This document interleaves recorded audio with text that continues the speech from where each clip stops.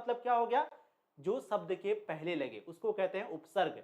प्रत्यय का मतलब जो शब्द के बाद लगे। तो क्या बोला कि जिसका पहला पद उपसर्ग हो या अविभाव हो उसी को हम लोग अविभाव समास कहते हैं। नहीं समझ में आया? चलो ट्रिक देखते हैं। जिस शब्द से पहले बे लगा हो या यथा लगा हो या प्रति लगा हो या भर लगा हो या आ लगा हो, इसी को कहते हैं प्यारे बच्चों अविभाव समास। जैसे अगर हम यहां पर लिखेंगे आजन, हम क्या लिखेंगे आजन, तो आप बताइए ये कौन सा समास है? तो आपको पहले देखना है कि ये जन्म जो शब्द है इससे पहले क्या लगा है, आ लगा है। तो इसका मतलब है कि ये शब्द जो है आपका हो जाएगा अविभाव समास, क्योंकि हमने पढ़ा जिस शब्द से पहले बे लगा हो, यथा लगा हो, प्रति लगा हो, भर लगा हो या आ लगा हो, यानी कि शब्द से पहले अगर आ लगेगा तो वो क्या हो जाएगा आपका अविभाव समास। अगर हम यहां पर लिखेंगे आमरण, अगर हम यहां पर लिखेंगे आमरण, तो अब आपको पूछेंगे बताइए कौन सा समास है, तो आप कहोगे सर मरण के पहले आ लग गया, इसका मतलब ये हो गया अविभाव समास। Very good. अब अगर प्यारे बच्चों हम एक शब्द लिखते हैं, ध्यान से देखो, हम यहां पर लिखे यथासंभव, क्या लिखे यथा। अब हम आपसे क्वेश्चन करेंगे बताइए ये जो यथासंभव है ये कौन सा समास है? तो आप पूछोगे कि सर ये जो संभव शब्द है इससे पहले हमारा लगा है यथा, इसका मतलब संभव से पहले यथा लगा है, और हम लोग जानते हैं कि किसी भी शब्द के पहले अगर यथा लगे तो वो आपका हो जाएगा अविभाव समास। हम आपको एक एग्जांपल देंगे, लिखेंगे बेअसर, क्या लिखेंगे बेअसर, असर का मतलब असर होना, बेअसर यानी कि असर शब्द के पहले क्या लगा है, बे लगा है। अब आपको पूछेंगे बच्चों बताइए ये कौन सा समास है, तो आप कहोगे कि सर ये अविभाव समास है। पूछेंगे कैसे, तो आप कहोगे कि सर असर शब्द से पहले बे लगा है। बहुत मजा आने वाला है, बस ध्यान से सुनो। यानी कि शब्द के पहले बे लगा, शब्द के पहले यथा लगा, शब्द के पहले आ लगा, तो ये शब्द आपका हो जाएगा अविभाव समास। ठीक है, एक और एग्जांपल देते हैं। आपको लिखेंगे प्यारे बच्चों प्रत्येक, क्या लिखेंगे प्रत्येक, यानी कि प्रत्येक मतलब सभी। तो ये जो प्रत्येक शब्द है ये कौन सा शब्द है? अब आप दिमाग लगाओ कि अरे ये पर कहां से आ गया। तो प्यारे बच्चों प्रत्येक को जब आप तोड़ोगे तो प्रति जोड़ एक बराबर प्रत्येक, यानी कि यहां पर जो प्रति है वो आपका है। तो इसका मतलब किसी भी शब्द के पहले अगर प्रति आ जाए तो ये हो जाएगा अविभाव समास। जैसे हम बोलेंगे प्रतिदिन, आपको हम क्या बोलेंगे प्रतिदिन, आपको बोलेंगे प्रतिदिन। अब आप कहो ये कौन सा समास है, तो आप कहोगे कि सर दिन से पहले प्रति लगा है, और हम जब जानते हैं कोई भी शब्द से पहले अगर प्रति लगे तो वो हमारा हो जाता है अविभाव समास। तो अविभाव समास ये समझ गए, बहुत अच्छे से समझ गए। अविभाव समास कहीं पर भी अगर आ जाए यथासंभव बेअसर, क्या आसान है? बहुत आसान है। चलिए एक और परिभाषा देखते हैं, या दोनों शब्द समान हो, यानी कि अगर दोनों शब्द समान है तो भी अविभाव समास ही होगा। कैसे? तो देखिए अगर हम कहेंगे रातों रात, अब आपको कहेंगे कि बच्चों बताइए ये रातों रात शब्द क्या सेम है, तो कहोगे बिल्कुल हाँ। कैसे? तो ध्यान से देखिए, ये भी रात है ये भी रात है, तो ये दोनों शब्द क्या है, समान है। यानी कि अगर दो शब्द समान हो तो ये आपका हो जाएगा प्यारे बच्चों अविभाव समास। जैसे हम आपको कहेंगे लातों लात, क्या कहेंगे लातों लात, लातों लात, किसी को पता है लात? तो लातों लात, इसका मतलब ये भी लात है ये भी लात है, इसका मतलब ये भी अविभाव समास। हम कहेंगे हाथों हाथ, हाथों हाथ काम हो जाएगा हाथों हाथ, तो ये हाथ है ये हाथ है, इसका मतलब ये दोनों शब्द समान है, मतलब ये हो जाएगा अविभाव समास। हम कहेंगे घर घर, घर घर दीपक जलेगा, तो घर घर ये दोनों शब्द समान है, इसका मतलब ये हो जाएगा अविभाव समास। यानी कि अगर दो शब्द समान हो, रातों रात, हाथों हाथ, घर घर, ये भी अविभाव समास होगा। या किसी शब्द के पहले बे लगे, यथा लगे, प्रति लगे, भर लगे या आ लगे, तो इससे इसी को प्यारे बच्चों अविभाव समास कहेंगे। ठीक है, अब यहां पर थोड़ा सा कंडीशन है। कंडीशन क्या है?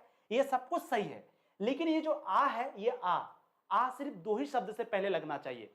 आ से सिर्फ दो ही शब्द बनेगा। कौन कौन सा शब्द बनेगा? चलिए अब हम लोग उदाहरण देखते हैं, यहां पर चीजों को समझते हैं।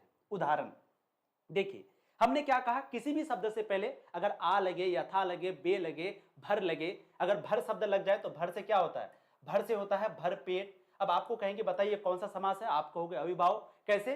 तो पेट शब्द से पहले क्या लग गया, भर लग गया, इसलिए ये हो गया अविभाव समास।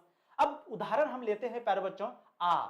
मैंने क्या कहा, जिस शब्द से पहले आ लगे, आ से सिर्फ दो ही शब्द बनता है, या तो आजीवन बनेगा या आमरण बनेगा, या तो आ जन्म आ मृत्यु, आप जीवन आ मरण, यानी कि आ से सिर्फ दो ही शब्द बनेगा, उसी को हम लोग अविभाव कहेंगे। अगर हम यहां पर लिख देंगे आजकल, अगर हम यहां पर लिख देंगे आज कल, तो आप क्या कहोगे ये अविभाव समास है? तो इसका जवाब होगा नहीं, क्योंकि यहां पर आ तो है लेकिन ये नहीं होगा, क्योंकि आ से सिर्फ दो ही शब्द बनेगा, या तो आजीवन बनेगा या आमरण बनेगा। बस यही दो शब्द याद रखिए, ये दो शब्द जहां पर भी आ जाए बस डायरेक्ट लगा दो आपका अविभाव समास। बाकी आ से और कोई शब्द को हम लोग अविभाव समास नहीं कहेंगे, यानी आ से सिर्फ दो ही शब्द रहेगा जिसको अविभाव समास कहेंगे, एक आजीवन एक आमरण। बाकी आ से कितना भी शब्द बन जाए उसको अविभाव समास नहीं कहेंगे। ये थोड़ा सा कंडीशन था बस। अब आगे देखिए एग्जाम्पल, फटाफट से बताइए कौन सा समास है, ध्यान दीजिए ध्यान से और फटाफट से बताइए। यथाशक्ति, यथाशक्ति में यहां पर यथा आ गया, शक्ति से पहले यथा लग गया, इसका मतलब ये आपका अविभाव समास।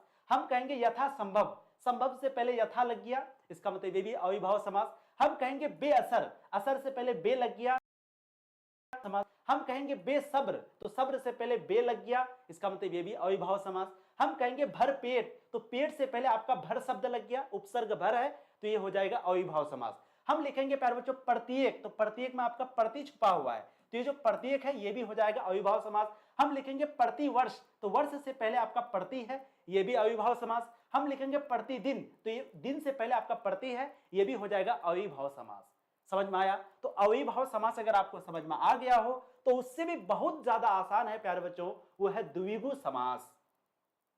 अब देखिए द्विगु समास क्या होता है, बहुत मजा आएगा। बस क्लास को आज का शेयर कर दो और क्लास को एक बार लाइक कर दीजिए और फटाफट से अच्छे से जुड़ जाइए। द्विगु समास वह समास जिसका पहला पद संख्यावाची हो और दूसरा पद जो है प्रधान हो, यानी कि पहला जो पद है वो संख्यावाची होना चाहिए। जैसे हम लिखेंगे पंचमूली, तो यहां पर दो पद है, एक मूली एक पंच, तो पहला पद जो है वो क्या होना चाहिए, संख्यावाची होना चाहिए, मतलब कि संख्या होना चाहिए। चलो कोई दिक्कत नहीं, ट्रिक से समझते हैं। इसका ट्रिक क्या है कि द्विगु समास में संख्या की प्रधानता होती है, यानी कि द्विगु मतलब दो, दो का मतलब ये क्या है, एक संख्या है। द्विगु मतलब दो, दो क्या है, एक संख्या है। इसका मतलब जब भी द्विगु समास आ जाए तो हम लोगों को संख्या को ढूंढना है, अंक को ढूंढना है।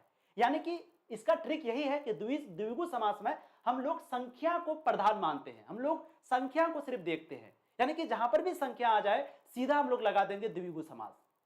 प्रधान क्या, प्रथम पद, पहला जो पद है वो क्या होना चाहिए, संख्यावाची होना चाहिए, संख्या होना चाहिए। देख लीजिए एग्जांपल, जैसे हम यहां पर लिखे पंचमूली।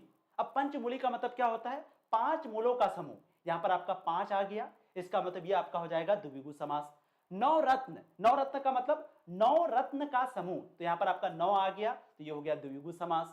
हम यहां पर लिखेंगे सप्तद्वीप, अब सप्तद्वीप का मतलब होता है सात द्वीपों का समूह, इसका मतलब यहां पर सात आ गया, तो सात क्या है, एक संख्या है, और जब भी संख्या आ जाए डायरेक्ट लगाएंगे द्विगु समास। यहां पर देखिए नवग्रह, नवग्रह का मतलब होता है नौ ग्रहों का समूह, तो यहां पर नौ आ गया, यानी कि नौ आपका संख्या है, इसका मतलब ये हो जाएगा द्विगु समास। यहां पर देखिए त्रिकोण, यानी कि तीन कोणों का समूह, तो यहां पर संख्या तीन आ गया, मतलब द्विगु समास। यहां पर है तिरंगा, तिरंगा मतलब तीन रंग का समूह, तिरंगा मतलब तीन रंग का समूह, तो यहां पर आ गया तीन, तो ये तीन शब्द जहां पर आ जाए एक संख्या है, और संख्या क्या होता है, द्विगु समास होता है। यानी कि जिस भी शब्द में संख्या आ जाए डायरेक्ट उसको हम लोग द्विगु लगा देंगे, कुछ भी नहीं देखेंगे। तो द्विगु समास क्या आपके लिए आसान है,